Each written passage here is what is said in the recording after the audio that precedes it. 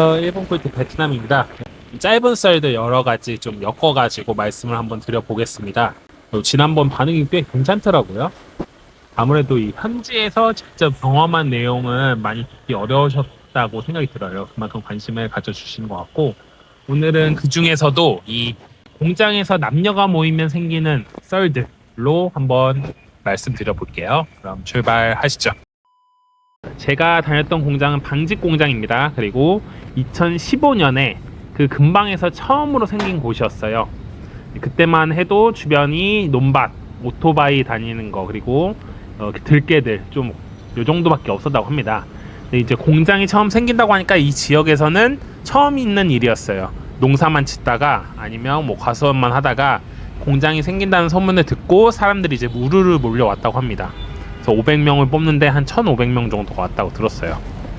특히 이때는 여자 직원들이 굉장히 많았다고 하는데요. 그것도 나이대가 20대 초에서 초중반, 젊고 촌티 조금 난다 하는 그런 여성분들이 많이 모였다고 합니다. 한국으로 치면 한 90년대 중반 말 정도 되는 느낌이었다고 해요. 이때 파견 나왔던 한국 관리자분들은 굉장히 좋았다고 하시더라고요. 저한테 말 안 해도 알지? 이러시면서 여기가 천국이다. 야, 한국이었으면 내가 팔릴 수가 없는데 여기니까 이제 여자도 만나고 다닌다. 이런 소문이 많이 났습니다. 먼저 전설의 구미호 사건이 있어요.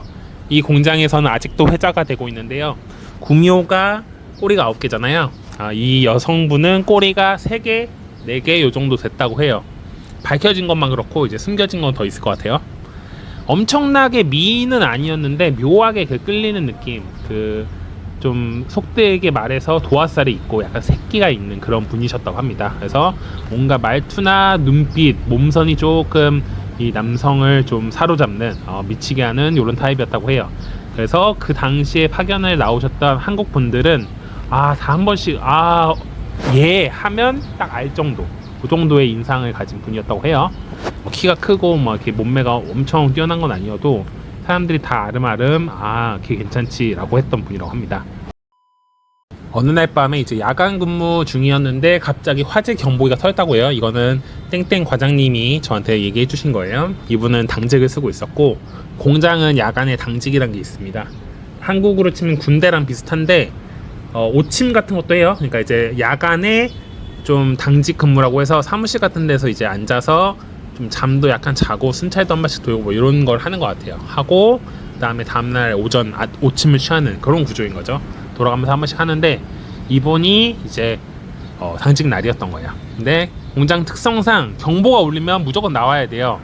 밤에 자더라도 이 귀는 열려 있는 상태로 항상 대기를 하고 있어야 됩니다.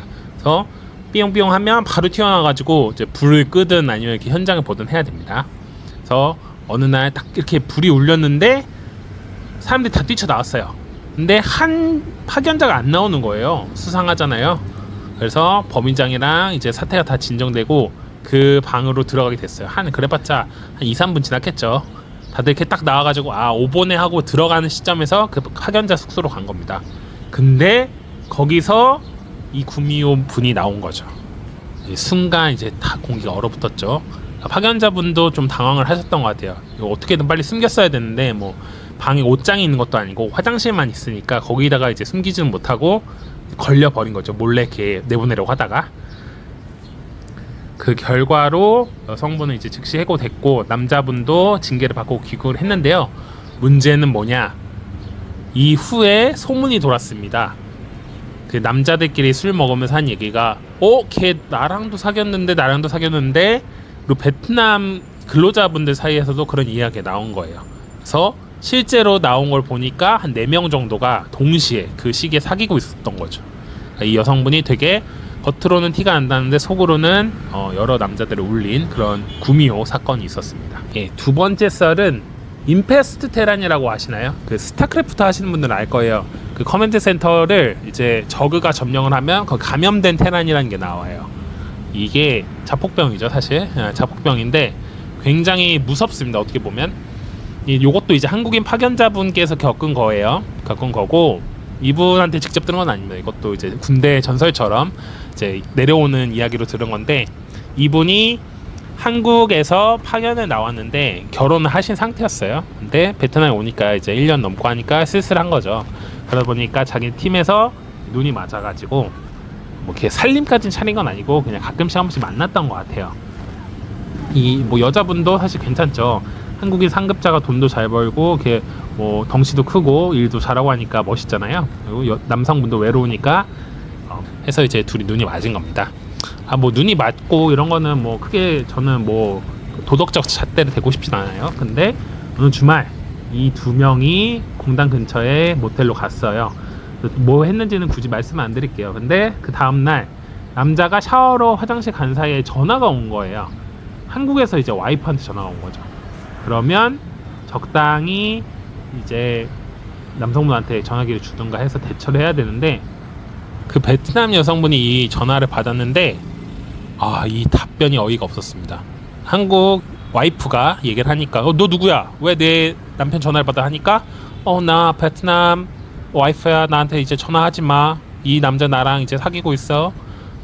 당신 이제 각오해. 뭐 이런 식으로 대처를 한 거예요. 뒤집어졌죠. 공장이 뒤집어졌고 결국 이 남성분은 이혼을 하게 됐어요. 이혼했고 결국에는 그러고서 베트남에 정착을 하신 것 같더라고요. 그 회사를 나가서 다른 데 이제 취직해가지고 거기 살고 계시다고 하더라고요. 물론 이 여성분과는 사귀시는 것 같지는 않아요. 그 후로는. 그래서 이 베트남 여성분 이렇게 몰래 바람 피는 거 굉장히 리스크가 크다. 그런 얘기 한번 드리고 싶었어요. 이외에도 썰이 굉장히 많아요. 진짜 베트남 공장에서 일을 하면요, 하루에도 수십 건씩 일이 벌어지고요. 그 밑바닥이 장난 아닙니다. 이거는 정말 수면 위로 올라온 아주 작은 사건이고요. 다음에는 좀 더 이렇게 좀 딥하고 심각한 사건도 몇 개 말씀을 드릴게요.